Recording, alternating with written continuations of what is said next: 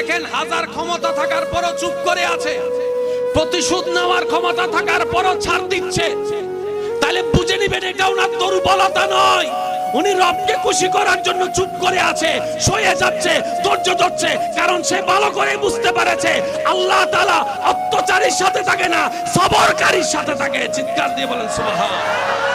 প্রকাশ দুই ভাবে হয়, একটা নিজেরটা নিজে করা, আর একটা হচ্ছে আপনারটা আল্লাহ করে দেওয়া। কোনটা উত্তম ভাই জোরে বলেন? আপনার প্রকাশটা যদি আল্লাহ করে দেয় এর চাইতে কোনো উত্তম আছে? আল্লাহ কারটা প্রকাশ করে শুনুন, যে নিজেরটা গোপন রাখে আল্লাহ তারটা প্রকাশ করে। আর একটু জোরে বলেন না। যে অন্যের দোষ গোপন রাখে আল্লাহ তার দোষকে গোপন রাখে। যে অন্যরে খাওয়ায় আল্লাহ তারে খাওয়ায়। সুবহানাল্লাহ জোরে। যে অন্যের ইজ্জত হেফাজত করে আল্লাহ তার ইজ্জত হেফাজত করে। যে অন্যের প্রশংসা করে আল্লাহ তার প্রশংসা বাড়িয়ে দেয়। যে অন্যের জন্য জীবনের রাস্তা সহজ করে দেয় আল্লাহ তার জীবনের রাস্তা সহজ করে দেয়।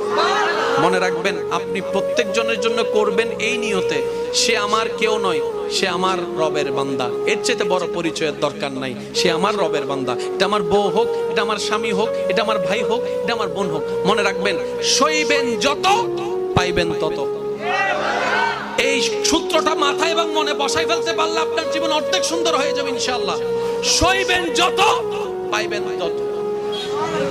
আল্লাহ তাআলা সৃষ্টি জগতে আমাদের নবীকে যে পাওয়ার, যে সুযোগ দান করেছেন, এমন সুযোগ আর কাউকে। কেমন দয়া করেছেন দেখেন, আঙ্গুল তুলেছে চাঁদ দুই ভাগ হয়ে গেছে। আমার মনে হয় আওয়াজটা আর একটু বড় হতে পারে।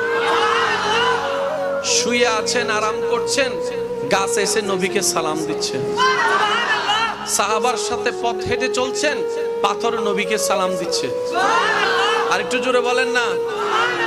যার ঘরের ডিউটি আল্লাহর হুকুমে পালন করেছেন ফেরেশতাদের সর্দার জিবরাইলের মতো ফেরেশতা,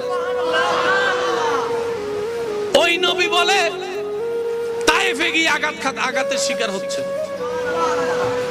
ওই নবী বলে 3 দিন খাবার পাই নাই। এটা তো কথা মিলে না। যার ঘরে জান্নাত থেকে খাবার আসে, সুবহানাল্লাহ জোরে বলেন না। আচ্ছা, নবী যদি একবার বলতেন আল্লাহ 24 ঘন্টায় 5 বার জান্নাত থেকে তুমি দয়া করে